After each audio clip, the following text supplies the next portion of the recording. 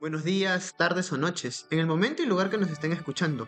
Saludos, sean bienvenidos al primer episodio de Linguae Vivae, tu lugar comprometido con la difusión de información. Me presento con todos ustedes. Soy yo Reyes, acompañado de Cintia Chávez, mi colega de múltiples pericias, ambos apasionados por la cultura grecolatina. ¿Qué tal chicos? En este día dialogaremos sobre la importancia de aprender el griego y el latín y cómo estas les son herramientas útiles al traductor. En esta oportunidad nos complace anunciar a nuestro primer invitado, que es traductor, interesado en la aprehensión de estas lenguas. Bienvenido a Lingua Vivae, Sebastián Panduro. Hola chicos, muchísimas gracias por la invitación. Es un placer estar aquí con ustedes. Estoy bastante emocionado y más que preparado para profundizar en la historia de ambas lenguas y cómo puede contribuir a mi labor profesional. Antes de hablar de por qué el griego y el latín es importante para la labor del traductor, cabría preguntarnos, ¿de dónde vienen estas lenguas? ¿Cómo es que empezó todo? Bueno, podríamos decir que todo arranca con la escritura. Aunque las lenguas existían desde hace mucho tiempo, en Grecia y Roma la escritura se consolidó cultural y política clave. Tengamos en cuenta que, en el caso de Grecia, por ejemplo, su territorio no solo estaba en la península de los Balcanes, también se expandieron a las costas de Asia Menor y el sur de Italia, lo que luego se conoce como la Magna Grecia. Y no empezaron hablando griego clásico como lo conocemos. En Creta, durante el periodo minoico, usaban una escritura silábica, la lineal A. Tenían ideogramas, símbolos para números y fracciones. Era un tanto, por no decirlo bastante compleja, algo abstracta. No olvidemos, posteriormente, durante el periodo micénico, se desarrolló la escritura lineal B, una adaptación más avanzada del sistema presente. Este sistema empleaba ideogramas para representar bienes materiales, un sistema numeral decimal y signos silábicos que combinaban consonantes y vocales. Y dichas características ya reflejan una estructura fonológica más cercana a lo que conocemos ahora como el griego. Claro, aunque después de eso hubo un periodo oscuro, donde la escritura desaparece completamente, y recién en el periodo arcaico reaparece el griego, pero esta vez con una innovación clave, adoptar el alfabeto fenicio, y le agregan vocales. Así nace el alfabeto griego como tal. O sea, el griego no apareció de la nada, fue todo un proceso de adaptación cultural y técnica. Y Roma no se iba a quedar atrás, ¿verdad? Así es, el alfabeto latino que usamos hoy viene del etrusco, que a su vez viene del griego. Los etruscos estaban en Italia antes de que Roma despegara. Por temas culturales y políticos, los romanos adoptaron y adaptaron ese sistema. No hay que olvidar que en Roma existían dos formas de latín, el culto, más formal, y el vulgar, que era el que hablaba la mayoría del pueblo. Fue este latín vulgar, la vulgata, que al mezclarse con los dialectos de los pueblos conquistados, dio origen a las lenguas romances, como el español, el francés, el italiano, el gallego, entre otros. ¡Wow! Es decir, de una lengua que parecía tan lejana, surgieron muchas que hoy usamos todos los días. Y eso ya nos da una primera pista de por qué no se trata de lenguas muertas, ¿no? Has encontrado el hilo de Ariadna, este par de lenguas que siguen vivas, no porque se hablen en la calle, sino porque habitan en nuestro lenguaje, en nuestra historia y hasta en nuestra forma de pensar. Ya hemos hablado de la evolución del griego y del latín, y cómo el latín vulgar dio origen a las lenguas romances. Pero ahora, volviendo a lo principal, preguntémonos, ¿cómo impacta esto en el trabajo de un traductor? Debemos considerar que el 85% del vocabulario español proviene del latín y el 10% del griego. Esto ya nos dice mucho. El conocimiento de estas lenguas nos permite comprender mejor la etimología de las palabras y entender las estructuras gramaticales que forman la base de nuestro idioma. Como traductores, nuestra tarea es ser intermediarios entre diferentes culturas. A menudo nos encontramos con textos especializados en áreas como medicina, filosofía, matemáticas o derecho. El traductor que no entiende los términos técnicos se enfrenta a un reto enorme. Exactamente. Con el griego y el latín se puede abordar textos con mayor precisión. Es decir, cualquiera que tenga una noción básica de ellos no solo estaría traduciendo palabras, sino que podría captar el sentido de lo que se está diciendo y mejorar la comprensión del texto.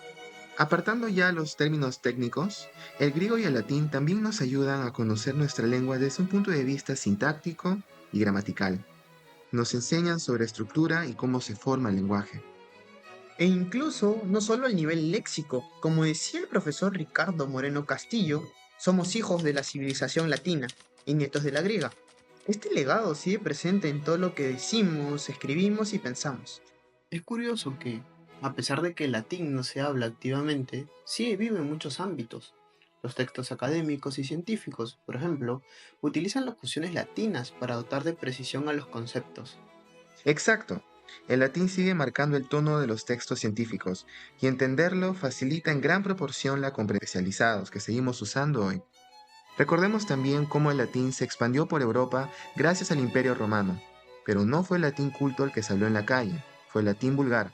Es ahí donde surgieron las lenguas romances como el español, italiano o francés.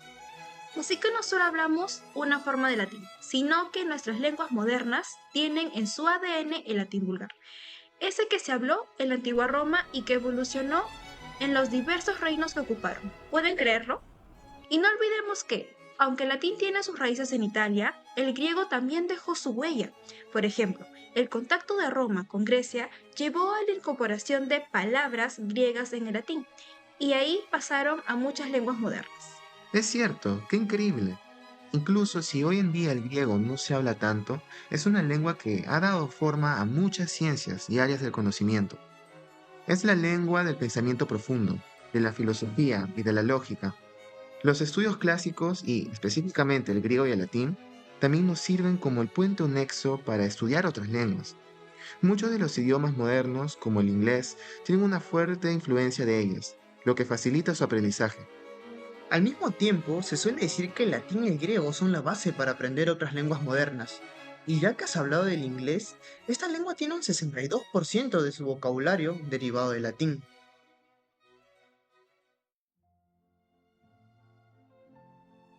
Hemos recorrido un largo camino hoy, desde el griego y el latín antiguos hasta el impacto que estas lenguas siguen teniendo en nuestra vida diaria, especialmente para los traductores. Pero antes de terminar, pensemos un momento. Si estas lenguas todavía forman parte de nuestra cultura, de nuestro vocabulario y de nuestra forma de entender el mundo, ¿por qué no seguirlas explorando? Para responder a tu pregunta, Cintia, quisiera citar algunas palabras del filósofo Ricardo Moreno Castillo, que dice, el valor de este saber es perenne.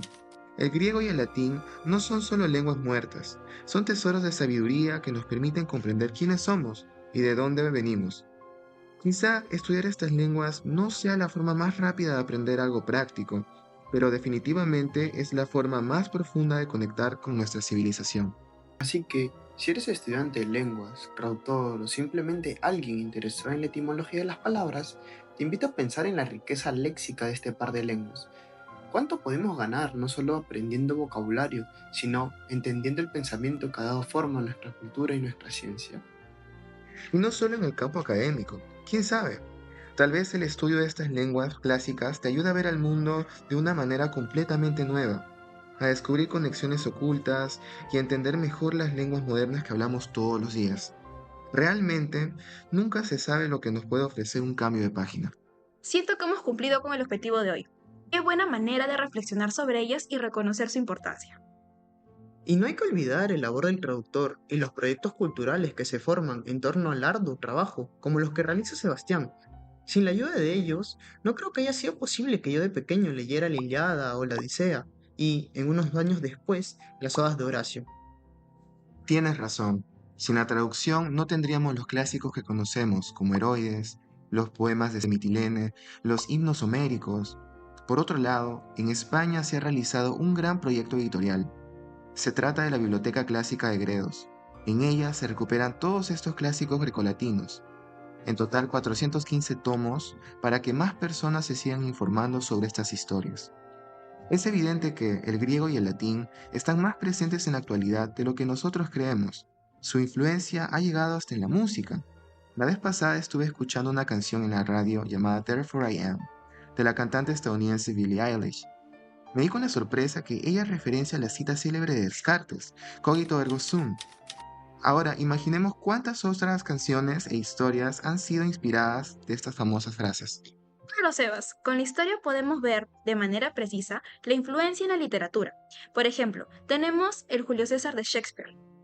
Bueno, les comento, a manera de curiosidad, que uno de mis escritores favoritos, Borges, aborda el mito de Teseo y el Minotauro en su cuento La Casa de Asterión. Y no olvidemos aquella película allá, en los años 60, Orfeo Negro, inspirada también en la mitología. Y bueno, con ello podemos percibir la clara influencia de los mitos griegos y la literatura latina en el proceso creativo de distintos autores en sus respectivas épocas.